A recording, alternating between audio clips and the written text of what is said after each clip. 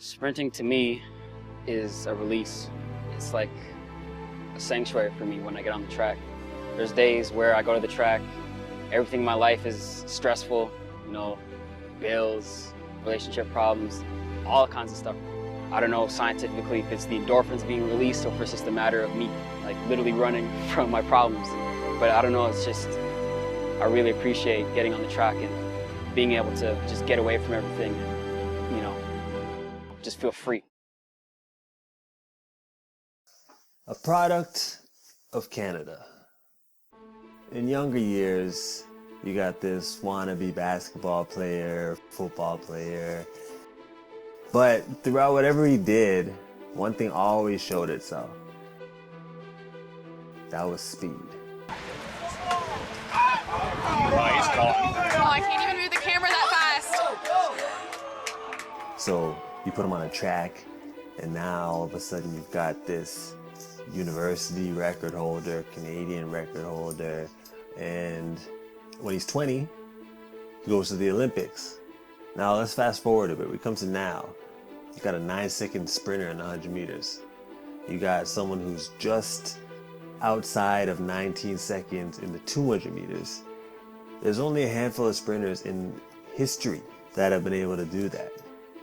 But still, he's in the shadows, and that shouldn't be the case.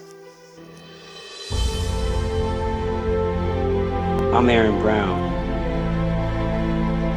and nobody knows who I am.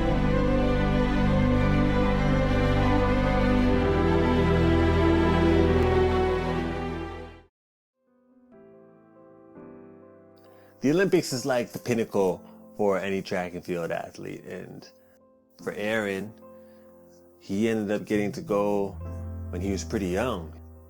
He goes there and he finishes in 9th place. Like these are the best 200-meter runners in the world.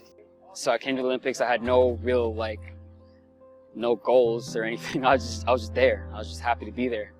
And so for me to go out there and finish in the top 10 in my first experience, it was just a confidence booster. And I remember in the semifinals, I was in the same semi as Usain. And I just remember thinking man, I'm gonna race the world record holder. I was just watching this guy run the 100. This is crazy. And then I remember I shook hands with him at the end of the race, and there was a picture of that, and I posted that everywhere, and that's when everyone's like, oh my God, you race Usain Bolt. And it was kind of yeah, this is the level that I'm at. And that's when I kind of knew that I broke through a barrier, just mentally. If I've raced the best of all time, then there's nobody else I should theoretically be afraid of. Every sprinter at the Olympic level has talent, all of them. But getting to the next level, that depends on a bunch of things. You could even say luck's one of those things. But you have to put yourself in a position where you're giving yourself the best possible opportunity to run your best. And I think that Aaron has done that. Every year I always try to add something to my game so I could beat me from last year. Taking care of my body, making sure I eat right, making sure I go to sleep. All the stuff that people my age are usually doing. Spend all my energy at the club, drinking at the beach in the sun, soaking the day before practice. I've had to put that to the side in order to put that all my energy into my sport. And now he trains with Justin Gatlin, one of the fastest men in history. So you know that that's going to have a positive effect. Justin Gatlin. But it's all about Gatlin. Gatlin's away from this field. He's way away from this field. He's done it again. Now, whatever you think about this fella, he can run. He can run. Training with Justin Gatlin is huge. Just to have someone like that in my corner is monumental. He's been through it all, literally the extreme highs and extreme lows to the extreme highs again, and there's nothing that I can't ask him that he hasn't already been through. And then he's like a model sprinter. He's so technically on point. We're kind of the same build too. We're both 6'1". So to see how he runs and how he sprints, I want to kind of emulate that.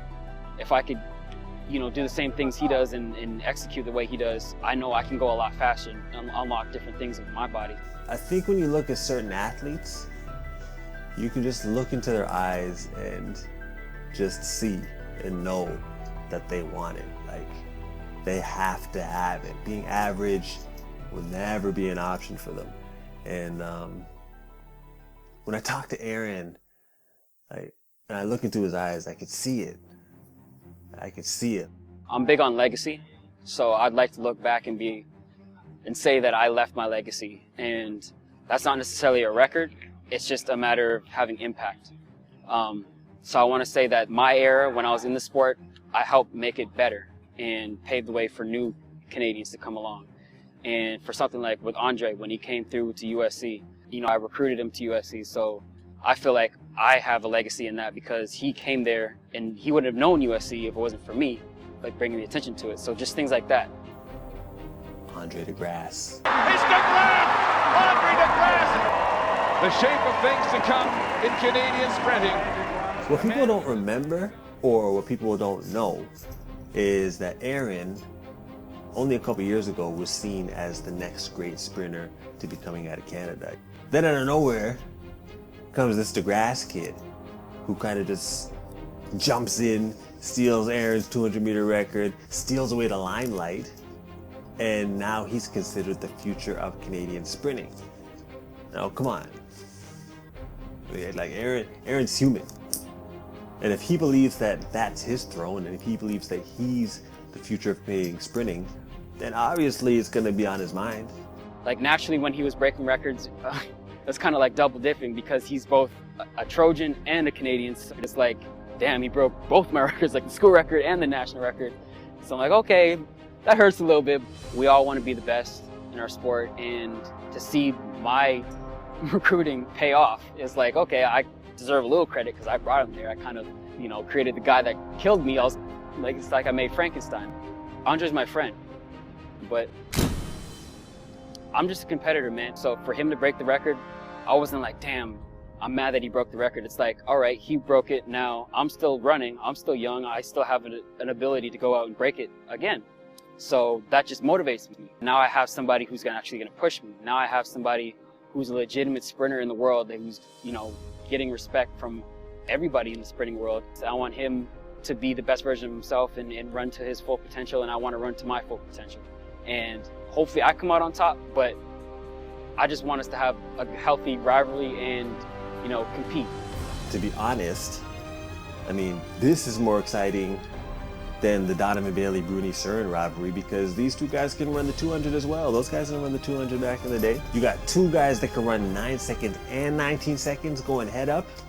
To me, it's gonna be more fun to watch, because you're gonna get to see the show twice. So taking back the Canadian throne is obviously something that's on Aaron's plate. He's got a bunch of other stuff on his plate too. Like, this guy has some really big visions for what he wants to do with his future.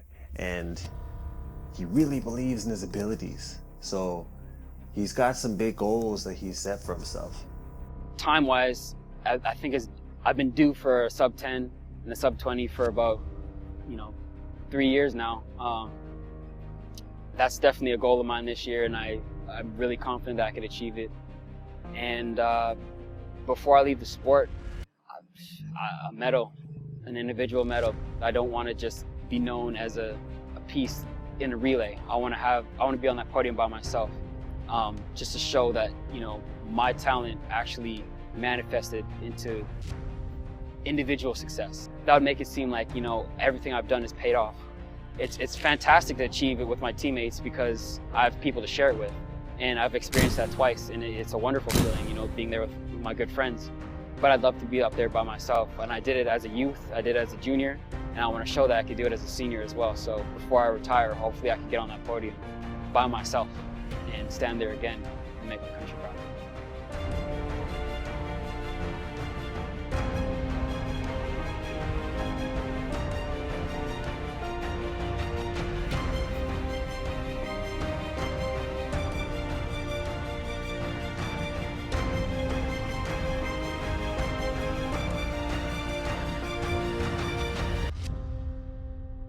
I'm Aaron Brown. And now you know who I am.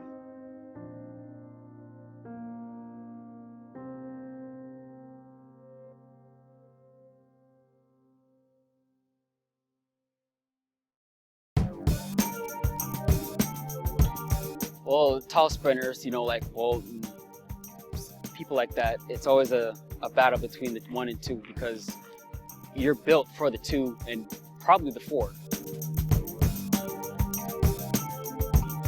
Like, I have people telling me, you should run a 4, you could be really good at it. And I know I can, but the 100 is just the 100. It's what everybody comes to see. It's the fastest man on the planet, all the hoopla. But I'm probably built for the 2. I want to be good at both, but the 100's my favorite.